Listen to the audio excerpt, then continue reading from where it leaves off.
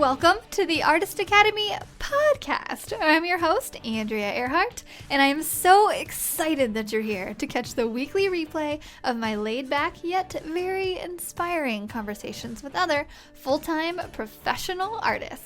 The purpose of this series is to show aspiring artists that it is completely possible to have a great career in the arts. And if you ever want to tune in and have your questions answered in real time by myself or featured guests, then just check out the schedule over at facebook.com/groups/Artist Academy every Tuesday to catch us on live. I'll see you there.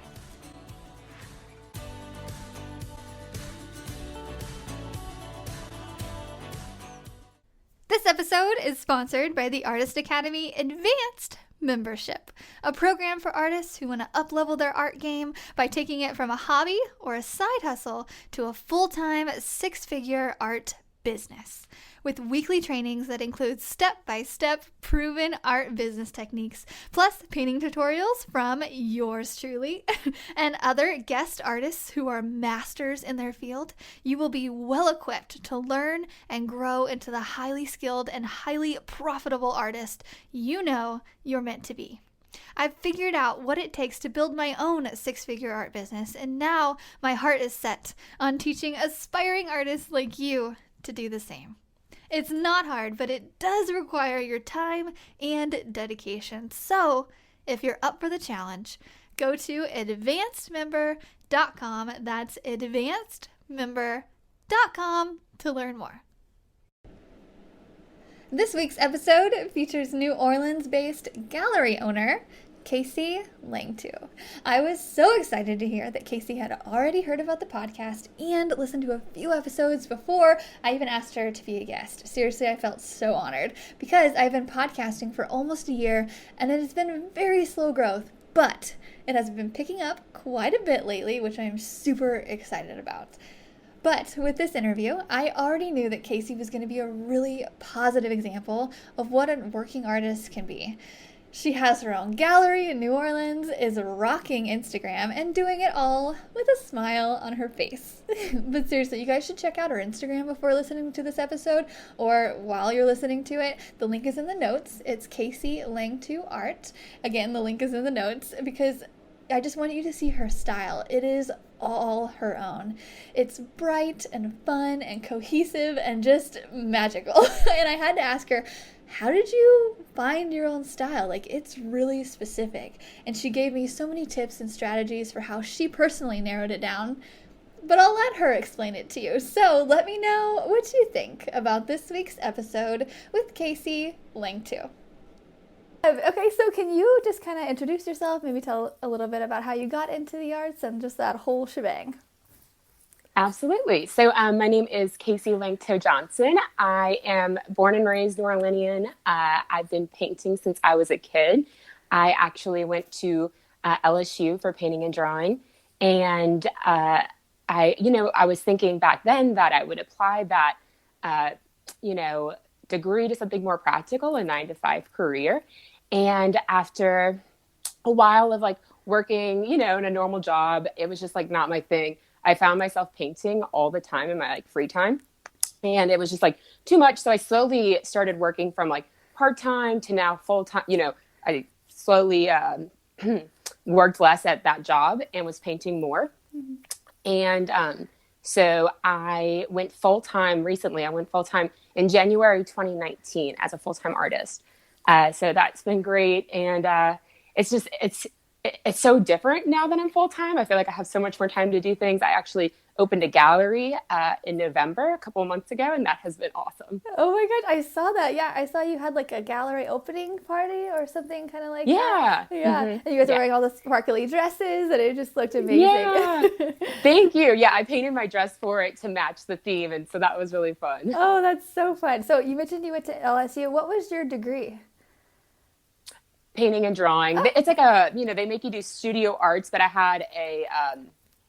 I had a concentration in painting and drawing. Oh, very nice. It's so nice to be using your degree as so many people are not. So it's kind of nice to be utilizing that. Yeah, I know. I definitely didn't think that this was possible. I was just kind of, I did it because I loved painting and I was just thinking I could use, what I've learned to do something else. But it was crazy. Like, I didn't think that, I always believed that it was a starving artist, and I didn't think this was possible. So it is really cool to still be doing it. So true. And yeah, and we're very similar in that I went and I got a painting degree as well. But even when I was in school, I was like, this is just for fun. Like, I don't really, like, this is just my favorite thing to do. I didn't actually think that I could use it. I like hoped one day. But yeah, it's so crazy how that mentality is just, it's so far out. But I feel like nowadays with Instagram too, a lot of people are like, oh, like you can do this, you can do that. And it's just almost a little bit more attainable.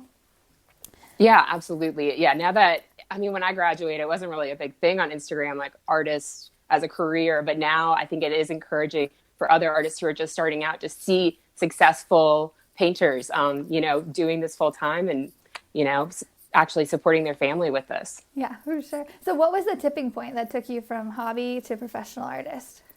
I would say, so at first, when I first graduated, I was just doing commission paintings, like, friends and family, and it kind of grew from there. I had like a little Etsy and things like that. So I was just doing commissions. And like, when you're doing commissions, it's typically you're doing the same painting over and over again, or like changing it slightly. Like I would be doing oyster paintings, but like in different colors. Or I would be doing like a large abstract that they wanted that I wouldn't necessarily create. And so I realized that I needed to fulfill my creativity in other ways. So I made time for collections.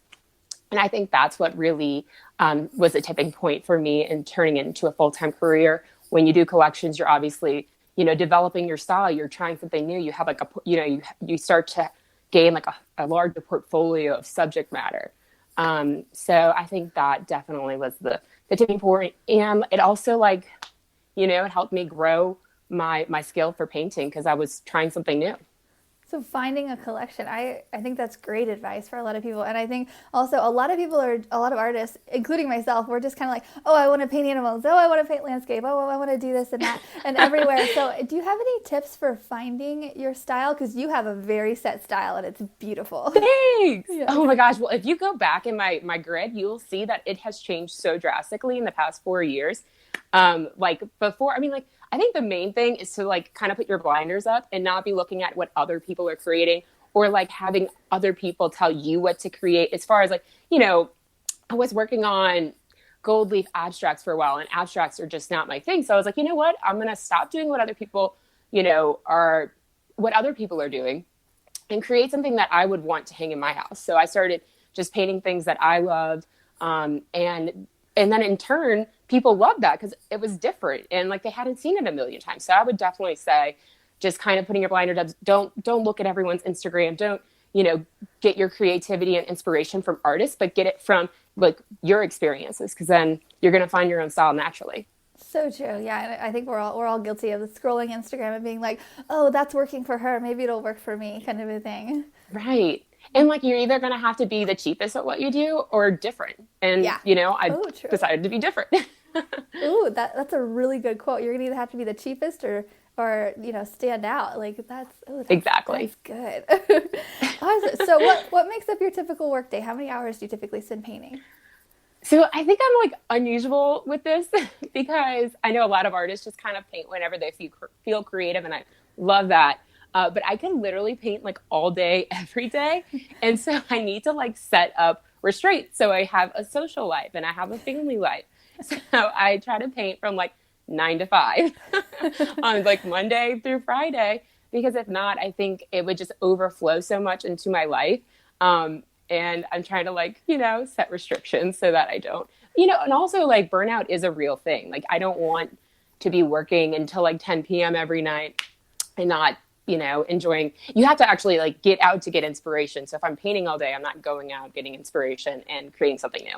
Oh, you are a wise woman. I've had to learn that the hard way. Last year, I did so many late nights in a row, and I was like, it's okay. I'm motivated. I'm like, I want to do all this, and then I just burn out. I'm like, right. I know. You're so right. It's exhausting. It is. And I mean, like, I am still guilty of it. Like, I feel like, yes, I am only painting for like, the 8 hours a day or something like that. But then, afterwards, I'm still like feeling the itch to like answer emails or like create new marketing materials. And it's just, so you have to be careful. It's hard. I understand. It is hard.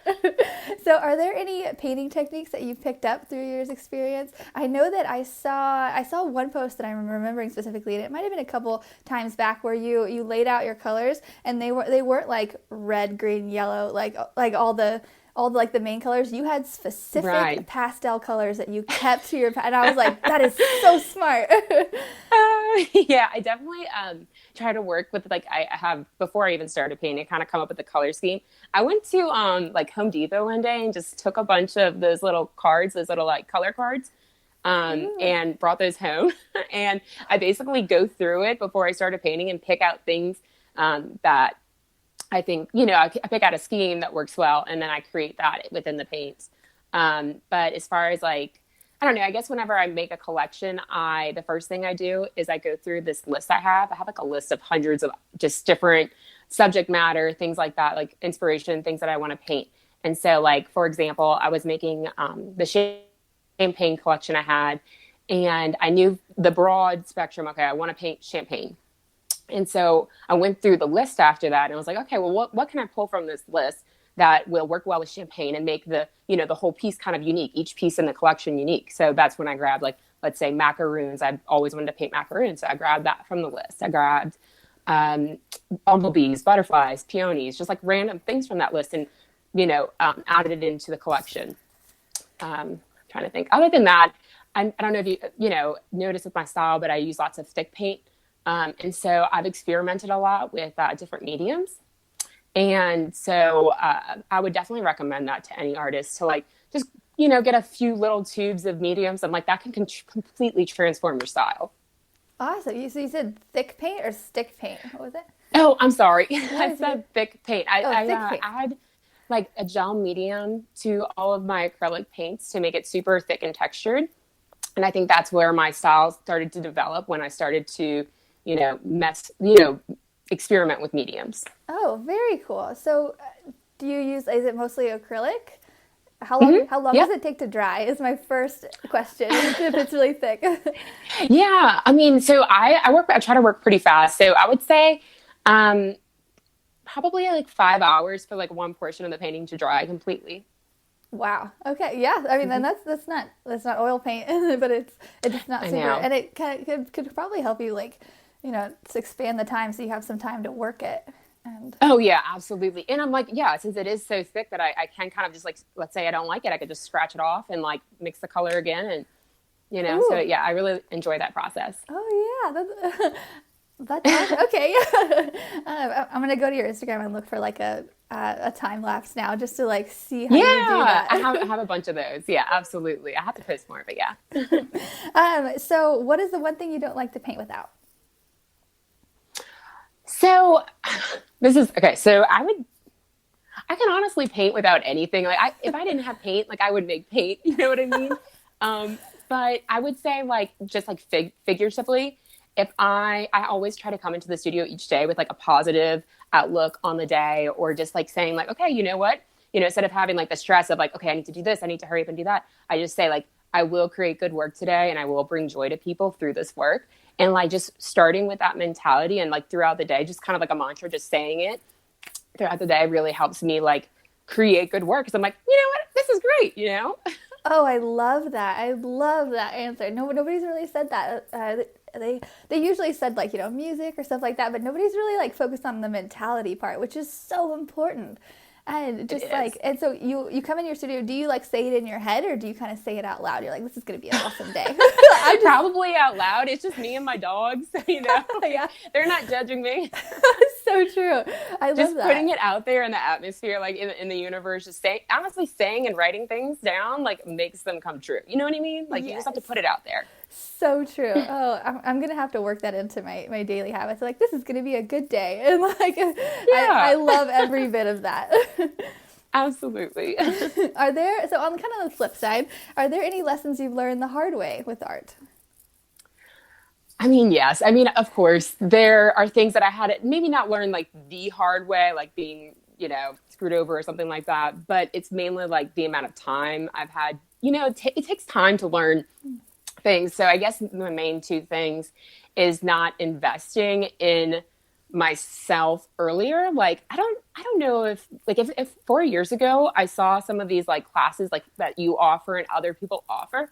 I wish that existed then. I don't think it did. I don't But think it I did like if either. it did, I would have invested in that so quickly because I had to learn all of these things the long way. Maybe not the hard way, but the long way.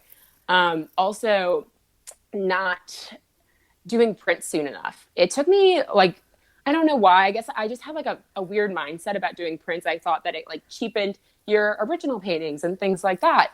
And I started like doing prints on my website in November, and it has completely transformed like my job, like my the whole thing. And I really appreciate now that I have them. Like I listened to your 3-tier podcast, and that was like so great. I think people really need to listen to that one because Oh, you learn how to set like levels, like a $50 print, and then you have like your $200 canvas print, and then you have your originals, and it really gives buyers or collectors different price points to work with, and also like someone might not be looking for a huge original painting. Maybe they just want a little print for their office. So uh, it's great to have that for them. I love that. You made my day. As somebody of your level as well is listening to the podcast and using it too. I'm like, that just makes my day, makes my week. So thank you Yeah, for mentioning absolutely. that. But yeah, I was in the same boat as you a couple years ago of like doing prints because it's like a whole other thing to figure out too. Like how Yes. are you getting them print? Where are you getting them? When are you gonna do it? And it's like I remember It's so complicated. Yeah, I remember being there and I put it off for like I don't know, 6 months or more longer of like, just like, I'll do a little bit. And I was just scared. And I remember thinking, I'm like, if there was like a step-by-step program of how to make prints, like I would buy it right now. And I'm like, oh, maybe I'll create it. And then I did. So it's just, that's so useful for people. Oh my goodness. yeah, for sure. So That's huge. do you have a favorite past project? I would say, as like a whole, I had a collection come out last October. It was a collection. It was called Break Free, the Break Free collection. And each painting, I had 30 paintings, like pretty large paintings in that collection. It took a while to make, but each painting was titled after a Queen song. So that was really fun to kind of just like, break free of some like traditional titles and like have fun titles like Fat Bottom Girls and Killer Queen. So I really enjoyed that one. But the reason I think that I like that project the most out of all of the past collections I've had is because that's when I started looking into a gallery space. Originally, whenever I went full time in January, I wanted to have like almost like a big celebration, a party saying like, hey, look, I'm full-time artist. Like I'm making this work. So I started researching then trying to think, all right, let me just have like a collection release and have like a solo show to celebrate the collection release. And so I started looking at different venues, like wedding venues, restaurants, things like that. And to have the show at, and I quickly realized that I wanted to have my own space that I could decorate and like, give everyone like the whole branding experience, like the whole thing. So I started looking at different retail spaces in New Orleans. I went up and down popular shopping streets and looked at the for sale and for rent signs in the windows. And I would call any place that was vacant and talk to the realtor and explain that I just wanted to rent their space for one day. And I would be like, okay, like, it's already vacant. So like, I could give you some money and pay you for one day. And like, so that was like a whole process. And it was really hard to find a place that would accept that. And eventually I did. And it was like the perfect place, lots of natural light, lots of wall space. And they allowed me to rent the space for 2 weeks, 1 week in the beginning. And 1 week to set up and 1 week to take everything down and like the show right in the middle. So that was awesome. We had the big show, which I think that's what you were talking about in the beginning. Yeah. We had that big show and it was so successful that I was like, you know what? Like, can we just stay here a little bit longer? So we end up renting the space for, another year or so. Oh my gosh, that's so fun. And that's also something I know nothing about, just having a gallery. So I have a few couple questions about it. So, Yeah. do you get most of your sales from passerbys, or do you hold events and make most of the income? Like, what's the strategy for having a gallery? Because it sounds fabulous. Yes, it's so great. Um, it's a little bit of everything, to be honest. We do have like a lot of tourists going down the street that is on. So that's great because people who've never seen my work can like, they look in the window like, what's going on in there? And they pop in. They love it. They either take a card or they like get a little print that they can travel home with. But I also do host like parties, and I had like a huge Christmas party and collection release and things like that. The street that it's on also has like different art walk nights. So those are really awesome because I can meet new collectors. But yeah, I mean, like, honestly, it's nice to have a space where people can go, like people who maybe have seen my work before, who live locally, can go and, see things in person. Because, artwork looks so completely different in person. You have a different experience with it in general. So I found it very valuable to have a space for people to just, even if they don't buy anything, just to come say hello and we can connect that way. Yes, I love that. Okay. So, where do you get most of your commissions, and where do you make most of your sales? Are they mostly from inside the gallery? Is it online? How many square feet is your gallery? Just so it looks pretty big. It's like 1,000 square feet, and it has really tall ceilings, so it looks a little bit bigger. Oh. But yeah, I think about half and half. Like I get half of my sales from the gallery, and then the other half from online or like through Instagram. I found that, I mean, Instagram is so huge because people can find me on Instagram and then go to the gallery in real life and see everything in person. But also like email marketing, I think, is a great way to connect with your collectors because, sometimes Instagram can be so loud. It's nice to have like an intimate group of people that I can share artwork with too. Yes, I definitely also, for other artists out there who are like trying to get commissions, I would definitely recommend putting a commission tab on your website. So like instead of just having like a shop and an about me, have like a third one that says commission. And then in that you can have your entire process laid out for people. And, they'll see like, hey, wait, this person does do commissions. This is how it works. This is how much it costs, and I think that helps a lot. Oh, that's gold advice too. Yeah, just putting it all out there so they don't even have to ask. They're like, oh, I need to email her, and then this is what it costs. Okay, that's great. Anybody that's listening that's like, if you're not getting as many commissions like on your website, that might be why. Like you almost have to like herd people like cattle. Sometimes it's like, go here. Yeah. Well, I mean, also someone who doesn't understand how an artist works, they're probably like, oh, well, she doesn't have time for commissions. She doesn't do that. Like, I don't want to ask. I'm nervous to ask. She's, so it's nice to like lay it all out. I even have like a frequently asked questions tab just to, some people are curious about my policies and things like that. So just having it all there, and that way you're not answering the same questions over and over again. So true. Yes, that's so true. Because I get a lot of the time people like, hey, I know you're really busy, but can you do this? And I'm like, I mean, I'm busy, but like not really. But because they see us posting every day, and they're like, oh man, she is so busy, and it's like kind of. But I want your work for me. Yes. Yeah. No. Exactly. Yeah. It's like how many people are like, yeah. It's like how many people are like looking at that and being like, oh, there's no way she would take on my commission, like just to kind of break down the barrier of like, nope, I welcome all. Yes, make it very approachable for sure. Yes. What are your future art plans and goals? What are you working on right now? What's coming up? Yeah, so right now I'm just working on a few different collections. I try to schedule like maybe 2 months every once in a while to just work on like my work, and then the other months I'll work on commissions. But I do have a floral collection coming up, and then after that I have a New Orleans collection. But I guess my goals are just to like keep bringing joy to like people's homes and, continuing to, I guess, just like stay positive, especially like in this time. I think it's important for people to see some joy on Instagram or their Facebook. I feel like whenever I'm going through right now, it's a lot of negativity. And my goal for this moment right now is just to bring happiness and something, beautiful to people's lives. Yes, that's amazing. Is there any art advice that you would give to aspiring artists who are just starting out but don't know where to start?